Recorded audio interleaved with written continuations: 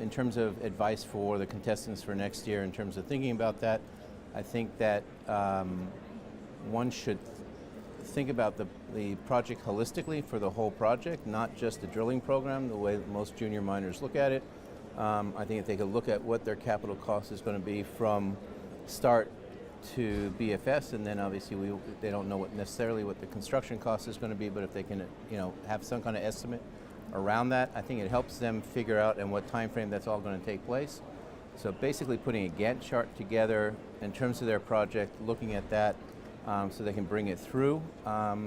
It helps the investor and the advisor understand what they're looking for, and also gives them data points to strive for in terms of success, so that they're not missing out and it's not a constant story that's changing.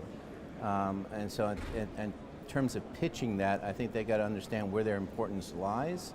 And unfortunately, if the project is a smaller project, it needs to be pitched to a different group of people. Coming out of the US, the type of capital that we have is looking for larger ticket sizes, so anywhere from 20 million to $1 billion.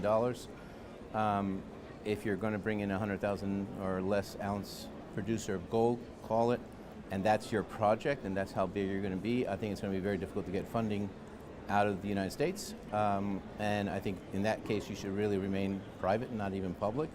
But still, if it's a profitable project and there's enough returns, you should be able to finance that. So I think that's important in terms of understanding the way they're pitching and understand who their audience is. So understand the difference between a high net worth individual, an institution, a fund that's looking for liquidity at all times, and each of those have different time frames in terms of what their investment structure is going to be. So.